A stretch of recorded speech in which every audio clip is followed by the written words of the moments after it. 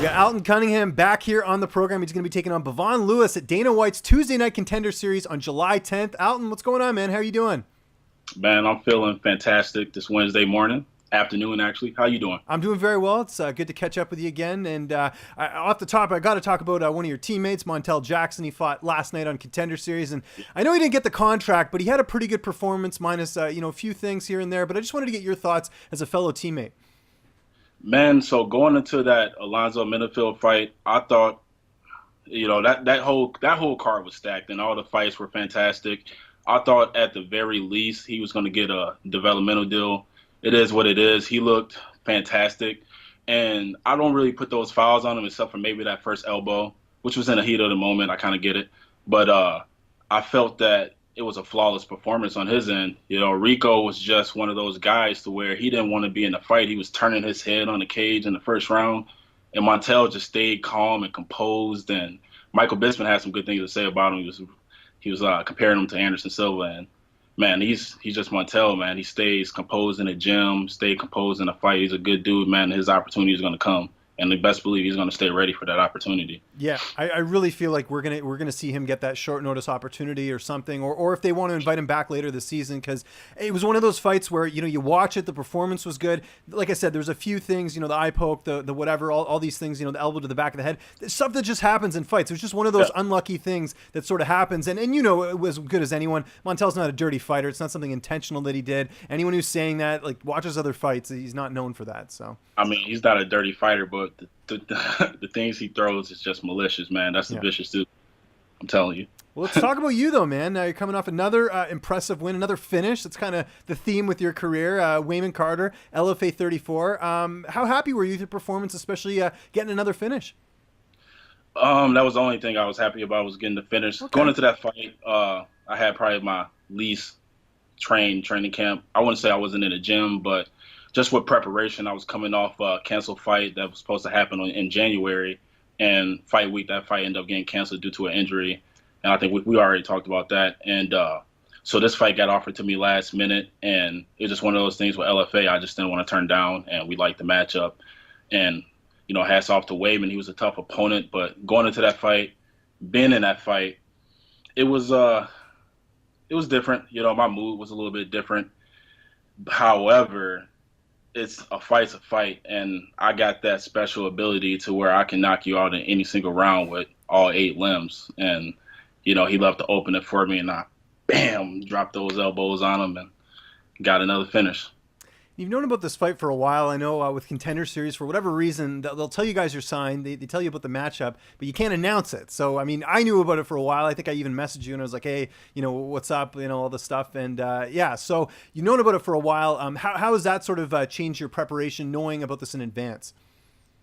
It just kept me focused. Every day was trying to get a specific goal, and it also led to me reaching out, getting more training with my MMA career, and getting better training partners around, and keeping the same team that I got with me now. And I found out about that fight, I think in March. Right. I've known about it was a while back, yeah. And it was just one of those things to where I've been in this position before, where even in my amateur career, where I got offered fights that's like 5 months out, and it just honestly keeps me focused on it. And right now, I'm more than ready for the fight. And in 4 weeks, 27 days, I'm going to be even more ready for that fight.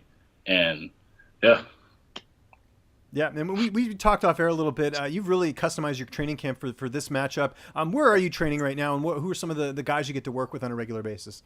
So I'm still with my team at Perfect Moves Martial Arts with my main coach, Lawrence Pearson. And I'm also at Pure Vita. I'm there 50-50 at the time. And with Coach Jake Clip, Solo Costa, Zach Otto's there, Montel. Some of the guys I'm working with now, I still got my boy Kalen Hull.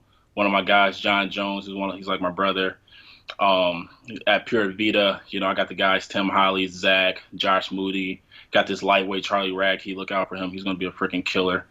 Got another guy in there named Roland Dunlap. That dude's going to be a freaking savage. Even Montel, working with Jonas.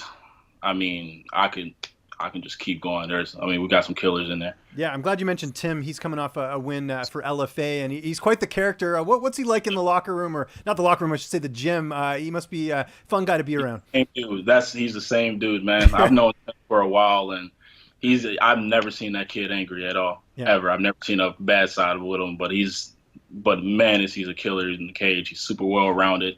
He's a good opponent. I Yeah. mean, a good teammate. Good teammate. Sorry. Yeah, I think. I mean, hopefully we'll see him get booked on one of those Contender Series cards. If not, LFA's got to get him back in the cage there and get him kind of moving up, because a lot of talent, lot of talent there for him.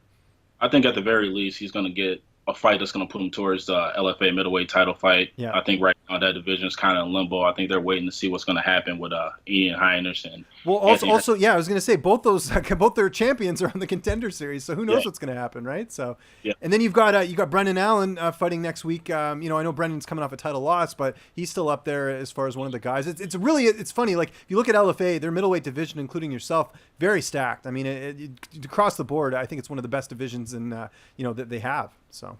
Oh, absolutely. And then you add in Kevin Holland. Kevin Holland's in there. He's a killer. Yeah. I think right now that LFA middleweight division, including me, we very easily can go into the UFC and be in top 10. Yeah, I totally agree with that. We got some guys right now.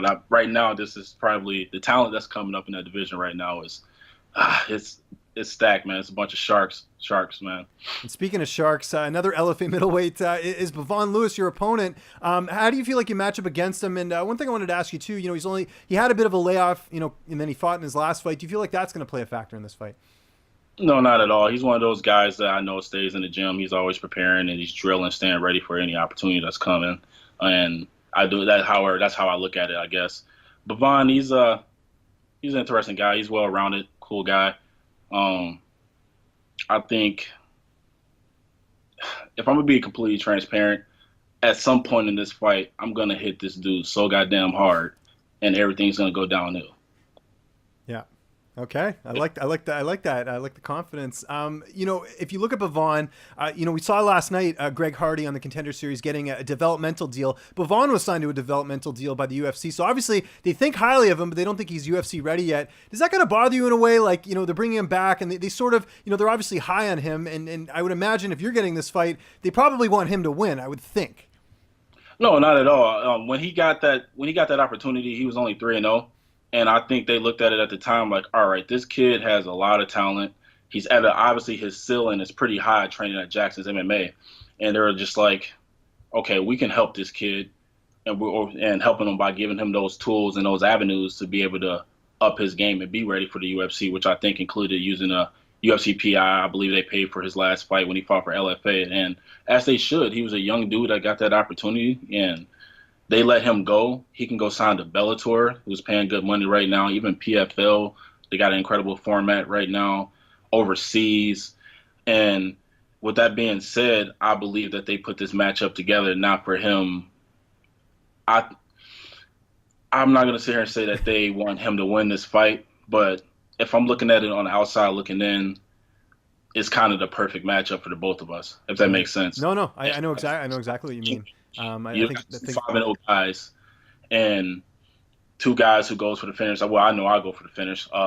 And I just believe that they're looking at that fight and it's like, all right, this is like fight of the year type matchup right here. And we have to put it together. It was just obvious. It was obvious.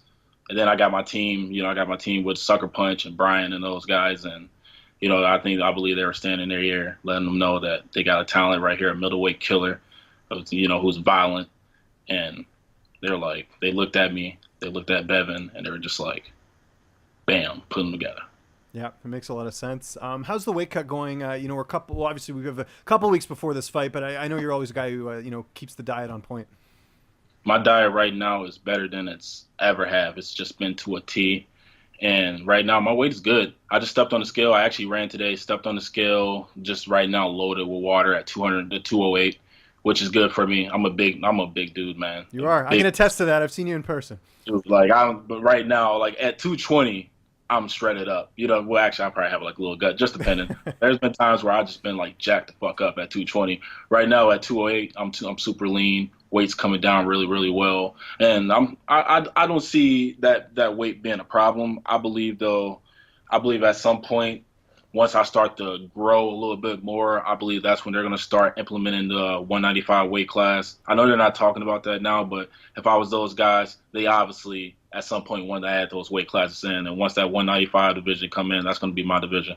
But right now, 185 is fine. I'm cool being down there working with those guys and finishing these guys in violent fashion, and it's cool. I like it.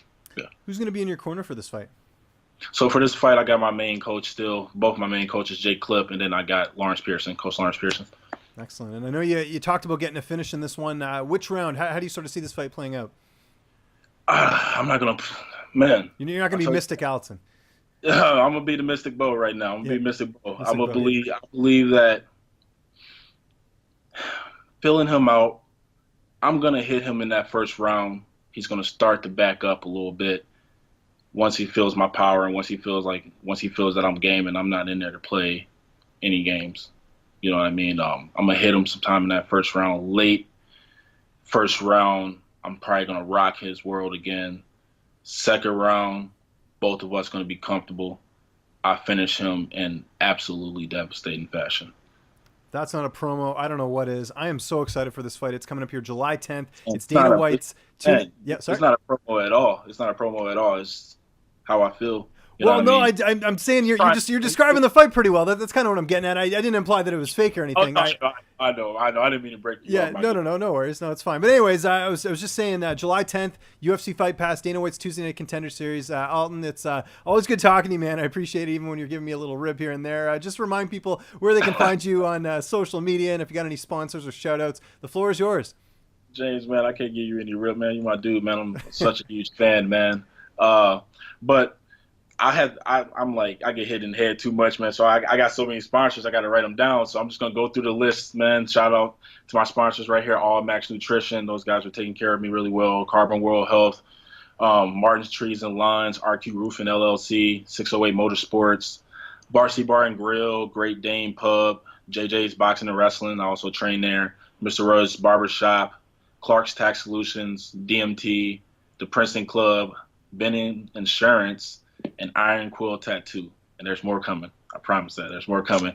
And you can find me on social media at Instagram at Alton the Bowman, Boman, Alton the Bowman.